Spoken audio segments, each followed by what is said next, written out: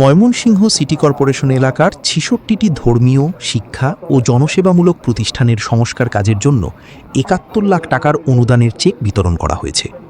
সোমবার ১৩ জুলাই ২০২৬ সকাল ১১টায় নগরীর শহীদ শাহাবুদ্দিন মিলনায়তনে আনুষ্ঠানিকভাবে এই অর্থ হস্তান্তর করা হয়। ২০২৫-২৬ অর্থ বছরের গ্রামীণ অবকাঠামো রক্ষণাবেক্ষণ কর্মসূচির আওতায় এই অনুদান দেওয়া হয়েছে। আপনাদের অনেক অভিযোগ আছে, আমরা কিন্তু এই অভিযোগের পরে আমরা প্রতিনিয়ত আগে সিটি কর্পোরেশন কিনে একবার রাস্তা পরিষ্কার করতে হবে, আমরা 3বার করি। আমরা প্রত্যেকটা ড্রেন সপ্তাহে একবার করে পরিষ্কার করে নিচ্ছি। আমরা আমাদের সামর্থ্যের মধ্যে সর্বোচ্চ দিয়ে চেষ্টা করছি। আমরা আপনাদের কাছে অনুরোধ জানাই, প্রিয় সাংবাদিক কিন্তু যারা আছেন, আমি আপনাদের কাছে অনুরোধ জানাই, আস্তে আস্তে ডেঙ্গু প্রকোপ বাড়ছে, আপনারা দয়া করে দেখেন আমাদের সিটি কর্পোরেশন পেজ আছে, পেজে দেখবেন যে আমাদের বর্জ্যকর্মীরা 3 ফুট ডুব দিয়ে গিয়ে একটি ল্যাব তো সব তুলতেছে, বস্তা তুলতেছে, এগুলোর জন্য পানি আটকে যাচ্ছে।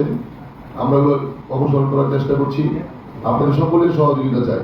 আর যে অনুষ্ঠানটি আজকে হয়েছে, আমরা ইনশাল্লাহ প্রতি 3-4 মাস পরে পরে এই শহরে যে সকল প্রতিষ্ঠানগুলো অর্থের অভাবে ফ্যান নাই, বাথরুম নাই, এই প্রতিষ্ঠান যেগুলো মানবিক মূল্যবোধের মধ্যে পড়ে, আমরা চেষ্টা করবো টিআর যদি আমরা নাও পাই সিটি কর্পোরেশনের রাজস্ব তহবিল থেকে হলেও।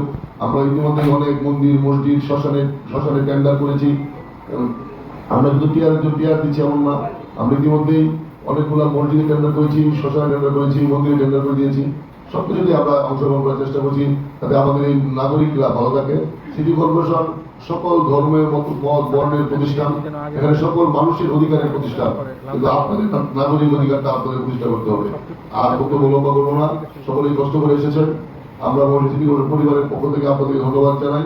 ভবিষ্যতে আপনাদের পাশে থাকার প্রত্যাশা ব্যক্ত করে ইনশাল্লাহ আপনারা নাগরিকদের সচেতন করবেন, এ আহ্বানকে বিশ্বাস করছি। আল্লাহ হাফেজ। বাংলাদেশ জিন্দাবাদ।